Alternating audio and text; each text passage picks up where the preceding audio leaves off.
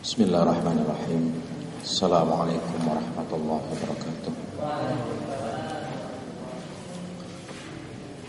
Innal hamdalillah nahmaduhu wa nasta'inuhu wa nastaghfiruh wa na'udzu billahi min shururi anfusina wa sayyiati a'malina. May yahdihillahu fala mudilla lahu wa may yudlil fala hadiya lahu. Asyhadu an la ilaha illallah wahdahu la syarika lahu wa asyhadu anna Muhammadan 'abduhu wa rasuluh. Allahumma shalli ala Muhammad wa ala alihi wa sahbihi ajma'in. Qala Allah ta'ala fil kitabil karim, a'udzu billahi minasy syaithanir rajim. Ya ayyuhalladzina amanu taqullaha haqqa tuqatih wa la tamutunna illa wa antum muslimun. Shadaqallahul azim. Hadirin ikhwan akhwat rahimakumullah. Pertama, mari kita bersyukur pada Allah SWT yang telah memberikan begitu banyak nikmat karunia-Nya kepada kita sampai hari ini. Terutama nikmat iman dan Islam yang merupakan kenikmatan yang terbesar di antara segala kenikmatan Allah anugerahkan pada kita. Salawat serta salam semoga tetap tercurahkan pada junjungan kita, suri tauladan kita, idola kita, Nabi Muhammad Rasulullah sallallahu alaihi wasallam, serta keluarga beliau, sahabat-sahabat beliau dan orang-orang yang cinta kepada beliau.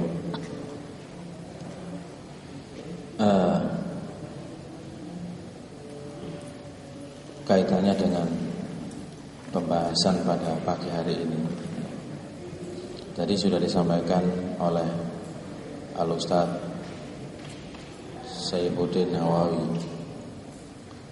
Alhamdulillah, antum semua sudah diberikan pemahaman dasar tentang jin atau setan dan cara tindakan-tindakan untuk pencegahan atau melindungi diri dari gangguan-gangguan jin atau setan tersebut.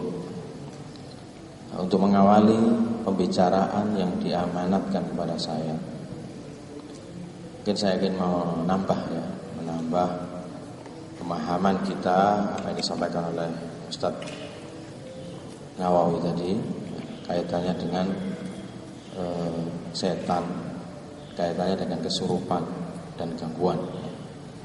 Saya buka dengan pemahaman ini sebab apa? Sebab kalau langsung saya berikan pemahaman penanganannya gak nyambung. Sehingga dengan pemahaman lebih dahulu itu akan lebih bermanfaat ya. Setelah itu baru tindakan bagaimana cara penanganannya. Mungkin saya jamin juga tidak bisa. Ya. Karena Rasulullah sendiri dalam penanganan itu ya, tidak turun sendiri. Tidak menyuruh Abu Bakar. Siapa yang diperintahkan meruqyah pada zaman Rasulullah? Auf bin Malik. Auf bin Malik sampai mengatakan apa? Aku sudah berkali-kali meminta Rasulullah untuk jangan aku, tapi kok aku yang dipilih? Ya, Auf bin Malik nanti kita jelaskan meskipun waktunya sangat sempit menurut saya. Biasanya 2 jam. Jadi saya awali bahwa sebagaimana disampaikan oleh Ustaz Nawawi tadi, dalam kehidupan kita punya musuh namanya setan. Ya, jadi bahasa kita harus punya perasaan merasa punya musuh dalam kehidupan kita ini, dan berkali-kali Allah SWT menyebutkan dalam Al-Quran, innahu lakum aduwwum mubin. Sesungguhnya setan itu musuh yang nyata bagimu. Pertanyaan saya dari penjelasan Ustaz Nawawi seharusnya antum semua bisa jawab. Setan itu ada apa enggak? Hah? Setan itu ada apa tidak? Hah? Enggak ada, bagus. Alasannya apa? Setan itu sifat. Masuk berarti. Berarti IQ-nya tertinggi dia. Setan itu sifat. Dalilnya mana? Tahu? Ya dibahas tadi ada dalilnya kan? Wa kadzalika ja'alna likulli nabiyyin aduwwan syayatin wal jin. Insyaallah Al-An'am ayat 112. Tapi jangan disamakan dengan Ustaz Nawawi ya. Kita biasanya berkelahi, makanya enggak banyak hafal ayat. Ya, kita biasanya cuma berkelahi, langsung berhadapan dengan makhluk itu. Jadi kita ini fokus ruqyah, terapinya. Jadi jangan mengharapkan kita banyak hafal dalil seperti Ustaz Nawawi, ya. Jadi dasarnya kita punya musuh, yaitu setan dari bangsa jin dan manusia ketika dia memusuhi Nabi. Kita tidak usah bicara setan dari bangsa manusia, sudah tahu semua insya Allah, ya. Pemimpinnya Obama. Sini nggak ada densus, susah khawatir. Mata-matanya ada, ya. Setan dari bangsa jin, ya. Setan dari bangsa jin. Kita tarik ke belakang di zaman Rasulullah, ada tidak setan dari bangsa jin yang memusuhi ajaran Nabi? Ada. Ketika perang Badar, perang Uhud sudah ada aksi dia untuk mengacaukan barisan umat Islam dengan suara-suaranya. Muhammad terbunuh. Padahal enggak. Akhirnya apa? Ada yang sebagian besar kekuatan Islam, pasukan Islam putus asa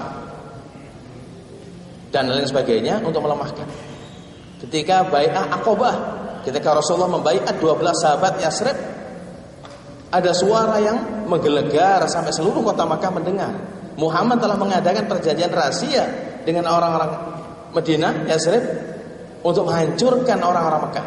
Gak ada orangnya, gak ada badannya, tapi suaranya ada. Abu Jahal mendengar. Ini bentuk permusuhan bangsa jin pada Rasulullah pada waktu itu. Itulah setan dari bangsa jin, permusuhan, ya. Ini sehingga kita harus kembangkan dalam pemahaman tadi, ya. Disebutkan dalam kitab Imam Suyuti bahwa dalam kitab itu disebutkan banyak hal tentang tempat tinggal setan dari bangsa jin itu. Di mana? Di jamban, di tempat yang becek kotor, di tempat sampah, di gedung-gedung yang kosong. Itu disebutkan begitu dalam hadis Rasulullah dalam kitab Suyuti. Ya, saya singkat saja karena terus terang nggak banyak hafal hadisnya. Cuma dipahami aja untuk melawan mereka. Jelaskan pada orang-orang yang dirasuki. Ini. Terus ini setan-setan dari bangsa jin tempat tinggalnya. Ya, tempat tinggalnya dia di situ. Nah, jin muslim tempat tinggalnya di atap-atap rumah. Ya. Makanan jin kafir itu apa? Kotoran manusia, bangkai, darah. Ya, makanya dukun-dukun itu persembahannya apa? Darah, ya, bangkai, sembelihan tanpa nyebut nama Allah, sebagainya itu. Ya, itu jin kafir, jin yang memusuhi ajaran Islam dan memusuhi kebenaran ini. Nah, jin Islam tinggalnya di atap rumah kita. Ya, cara beragamanya mereka menghadiri majelis-majelis taklim. Makanya ada jin Syiah, jin Muhammadiyah, jin Nahdliyin, ada. Ya, mereka juga bertengkar, berpecah mereka. Ya, ada Salafi, ada Ikhwanul Muslimun, ada Dahate, ya, ada sana. Karena mereka beragamanya mengikuti taklimnya manusia. Ya, sampai tertawa dia tertawa juga. Ya, jin Muslim. Ya, makanan jin Muslim apa? Anda tahu? Makanan jin Muslim apa? Dalam hadis Rasul sebutkan apa? Janganlah kalian ketika beristinja, ya, menggunakan kotoran hewan dan tulang hewan. Itu makanan saudara-saudara kita dari bangsa jin. Ini Muslim berarti. Kalau Nabi mengatakan saudara-saudara kita, berarti dia Muslim. Makannya adalah kotoran hewan dan tulang hewan. Makanya kalau makan ayam, jangan dikeremus ayam tulangnya. Nah, kauman deh ya nanti. Ya, ini, ya. Nah, secara umum tadi disebutkan bahwa setan dari bangsa jin itu mengganggu semua umat Islam khususnya. Umumnya manusia. Untuk apa?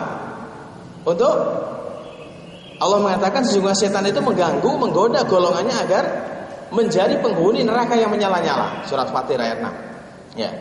Ya, jadi tugas setan hanya itu.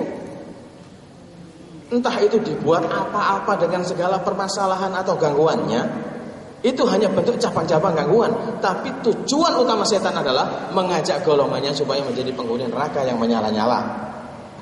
Paham ya? Ya. Tapi harus diingat, maaf tadi belum disebutkan. bagaimana pertanyaan Mbak tadi, seperti tadi. Semua manusia diganggu, semua umat Islam diganggu. Tapi tidak semua orang kesurupan. Kesurupan itu ada. Al-Baqarah ayat 275. Dan berdirinya orang yang memakan harta riba itu seperti berdirinya orang yang kerasukan setan. Dalil ini yang digunakan oleh para ulama-ulama besar ya untuk membenarkan bahwa dalam Islam itu adanya kesurupan. Kalau pertanyaan MC tadi tentang Rasulullah, ya sebenarnya Rasulullah itu disihir oleh Labat bin Asom, Yahudi, musuh abadi kita, ya. Sampai Nabi itu agak berkurang ingatannya, lupa, blank, ya. Ya, turunlah Jibril untuk apa? Meruqyah Rasulullah. Turunlah surat Al-Falaq, An-Nas. Terlepaslah 11 ikatan di tubuh beliau dalam riwayat. Ya, dalam riwayat Rasulullah itu diambil rambutnya oleh anak kecil wanita, diberikan oleh pemuda Yahudi tadi, sehingga rambut Nabi diikat dengan ijuk, dimantra-mantrai, dimasukkan di sumur Rasulullah. Rasulullah didatangi 2 malaikat, ya, kamu telah disihir. Enak Rasulullah ya. Nah kita golek dhewe. Ya. Setelah itu ditemukan pasangan tadi, Nabi mengatakan tutup sumurnya. Karena ada buhul, karena ada ikatan, ada pasangan di situ. Nah, ini kesurupan. Ya mohon maaf penjelasan Ustaz Nawawi tadi gangguan, bukan fokus kesurupan. Nah, kesurupan itu ada. Ya, di sini banyak disebutkan, bahkan diyakini mulai zaman jahiliyah ada. Ya, saya bacakan di sini. Ya. Dalilnya surat Al-Baqarah 275 tadi ya. Dalilnya. Nah, ini perkataan ulama-ulama salaf tentang masalah kesurupan. Berkatalah Abdullah bin Ahmad bin Hambal, ya, putra dari Imam Ahmad, mengatakan apa? Aku berkata pada ayahku, sesungguhnya ada orang yang berkata bahwa jin tidak bisa masuk ke dalam badan manusia. Jawaban Imam Ahmad mengatakan, wahai anakku, mereka telah melakukan kebohongan dengan ucapannya itu. Jadi orang yang tidak percaya kesurupan, ya, termasuk orang yang dianggap mempunyai pemahaman sesat.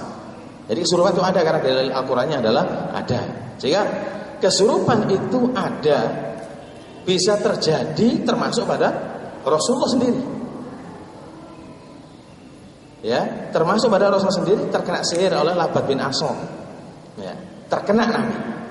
Diruqyah oleh malaikat Jibril. Ya. Alaihissalam. Sehingga turun surat Al-Falaq, An-Nas. Ya. Sehingga keadaan cerita ukhti tadi itu kemungkinan sudah ada rasukan. Karena itu bagian dari tanda-tanda kerasukan. Apalagi dia mengatakan dibacakan ayat kursi, badannya merasa panas. Ya, itu perlu ada tindak lanjut untuk mendatangi Surabaya Ruqyah Center. Ya, nanti ada ustadz sana yang membantu supaya kerasukannya bisa hilang. Ya, nah, dan kerasukan itu juga kadang-kadang tidak terasa. Ya, kerasukan itu tidak terasa. Sebab apa? Kerasukan makhluk apa? Makhluk halus. Ya, sepakat saya mengatakan kerasukan makhluk halus. Sepakat enggak? Hah? Paham? Sepakat enggak ketika saya mengatakan kerasukan itu soalnya kerasukan makhluk halus? Sepakat enggak? Salah. Makhluk halus itu masih bisa diraba. Apa maksudnya? Makhluk gaib. Ya dah.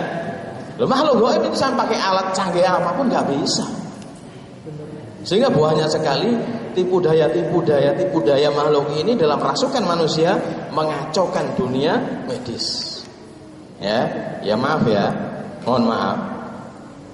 Insya Allah kalau antum pernah mendengar Dr. Ahmad Salim Sungkar, pernah mendengar, ahli psikiater, dia juga dosen UNER, juga sering isi Al-Akbar di Al-Falah. Ya. Beliau mengatakan, hati-hati. Kalau tidak punya dasar Islam yang kuat, jangan belajar psikologi dan psikiater. Banyak bertentangan dengan Islam. Islam mengajarkan apa? Sedikit-sedikit harus apa? Setan. Islam mengajarkan begitu. Jangan diuraikan secara rasional, terang berlebihan. Jangan dikaitkan dengan pemahaman rasional yang berlebihan. Jangan. Apa setan dulu? Sebab Rasulullah mengatakan, inna syaitana yahduru ahadukum inda kulli syai'.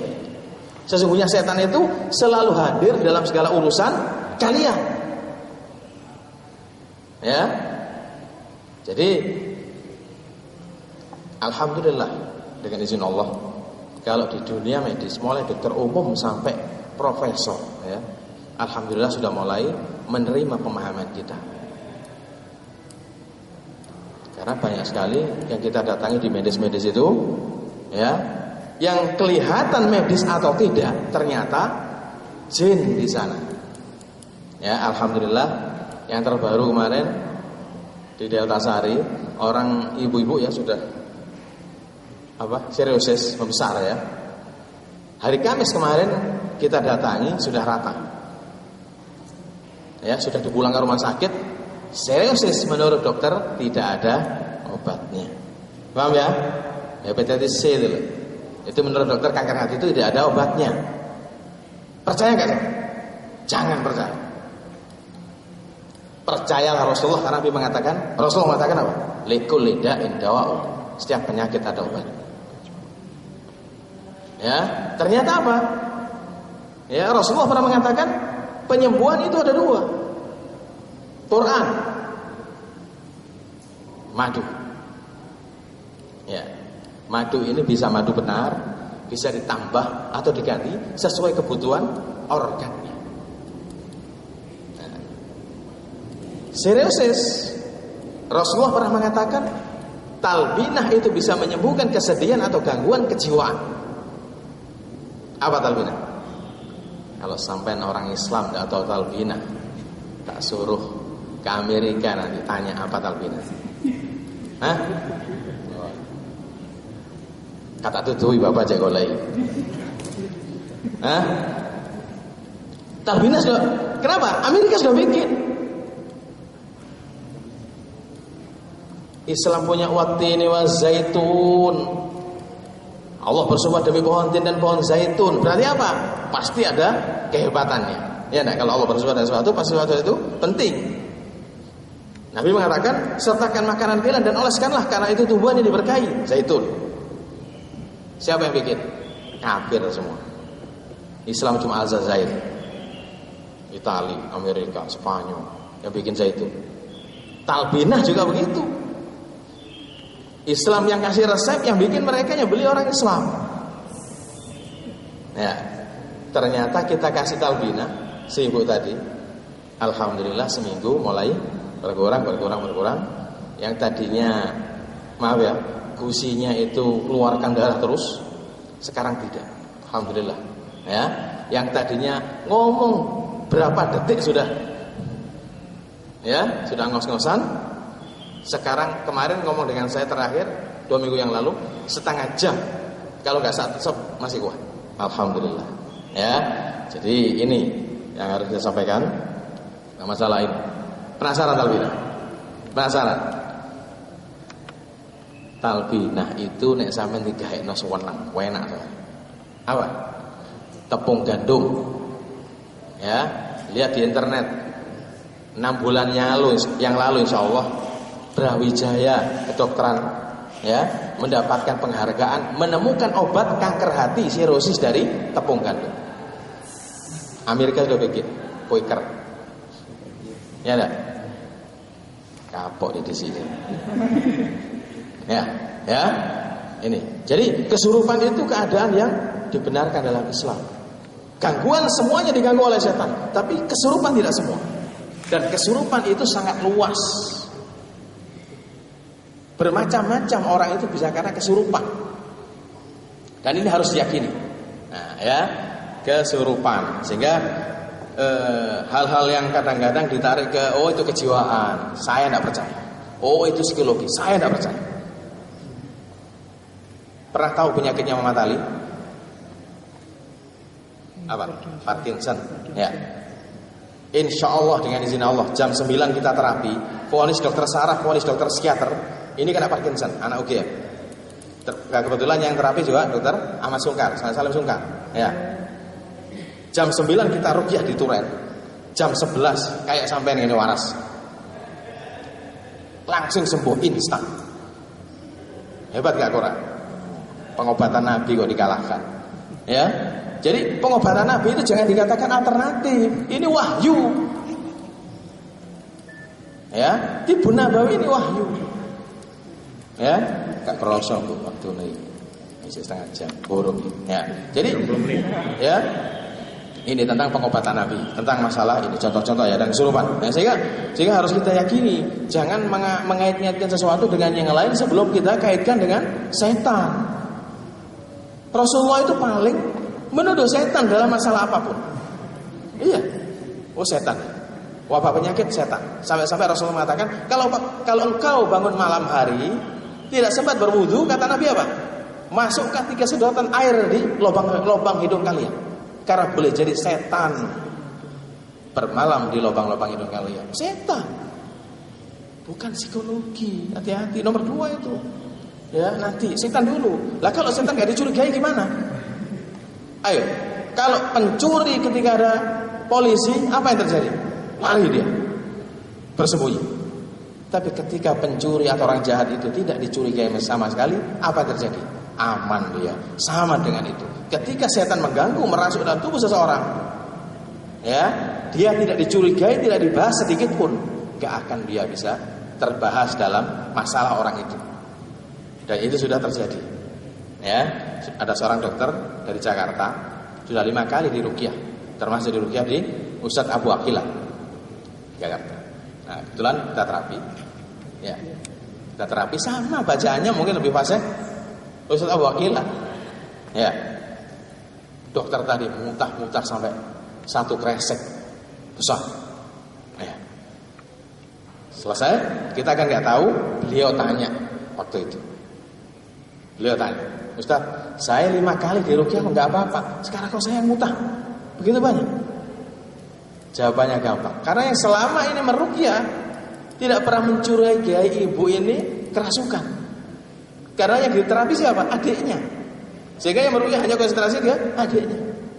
Nah itu loh. Ketika kita kumpulkan sekeluarga, terungkap bahwa si dokter tadi kerasukan. Karena apa? Ada kecurigaan. Jadi logikanya kalau pencuri tidak dicurigai polisi, aman dia. Setan pun begitu, gak dibahas dia. Oh enggak, ini kejiwaan, aman aku ya. Nah, curigai dia. Makanya kalau nanti dari rumah pusing, muntah, nah hati-hati. Karena semua sudah mulai saya curigai. Ya, sama deg-degan Pak. Hati-hati loh, deg-degan ya. Gotong loh, ya. Jadi ini pemahamannya. Curigai setan dalam masalah apapun. Kenapa? Innahu lakum aduwwum mubin. Lu dia musuhnya nyata bagimu. Apa sulitnya setan membawa virus? Apa sulitnya setan membawa kuman?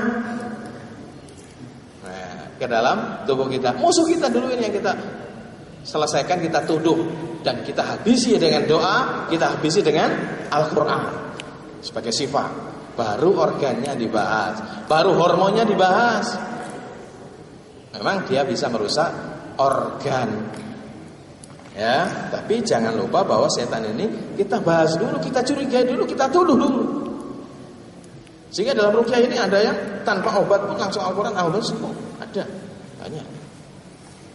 Ada yang tambahan madu, ada yang tambahan talbinah tadi, ada yang tambahan jinten hitam misalkan. Ada yang setelah itu dibekam, ada. Ya, hari ini insya Allah ada orang janjian, ya maaf ya, dengan istri saya yang kemarin kita ke Madura, 13 tahun lupa ingatan. Ini SMS masih ada. Alhamdulillah Ustaz, sudah 99% istri saya sadar. Karena rujukan saya, kalau sadar nanti langsung dibekam. Masih saya tunda besok. Besok saja, saya menunggu hari ini. Kalau hari ini masih goyah, nggak usah dibekam dulu. sadar. 13 tahun di Pangkalan, daerah makamnya Kiai Khalil. Yang saya sholat kualan bingung di sana. Kenapa? Di sini depannya makam, di sini depannya makam. Sembahyang nanti. Ya, dikeramatkan makam. Ya. Jadi pemahaman kita saman pusing, vertigo, ya, ngantuan apa-apa. Jangan curiga fisik ya, setan dulu. Ya, curiga setan dulu. Karena itu musuh kita. Ya, segala pernik-pernik gangguannya harus kita perhatikan. Ya. Terus, insya Allah pencegahan tadi sudah disampaikan.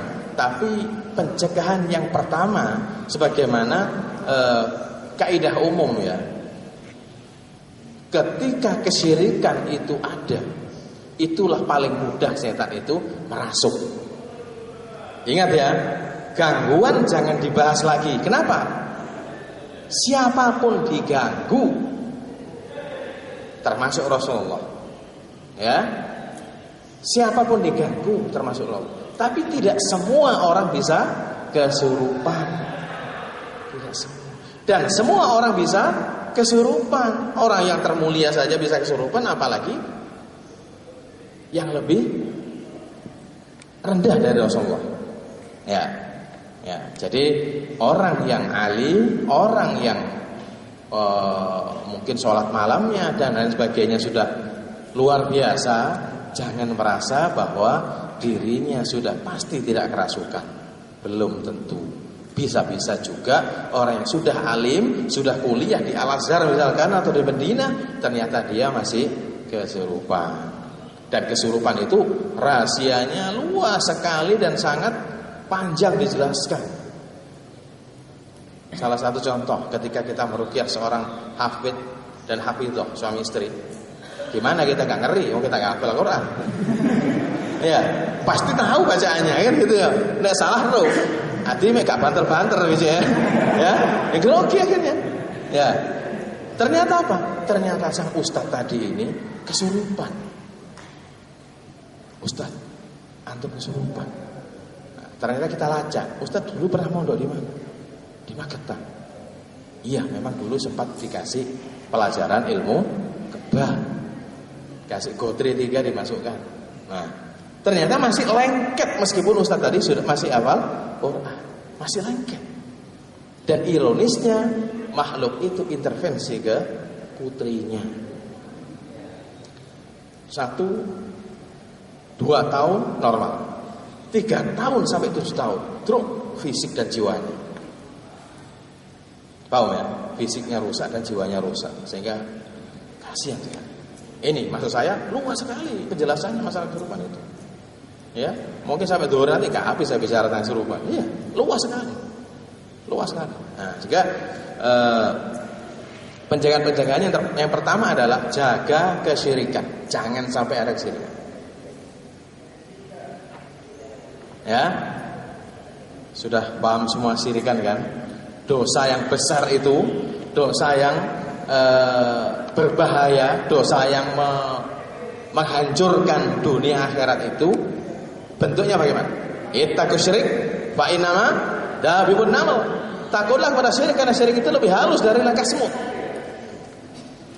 Contoh, pernah ada orang yang kritis, sakit parah, didatangi oleh yang berjubah pakai sorban.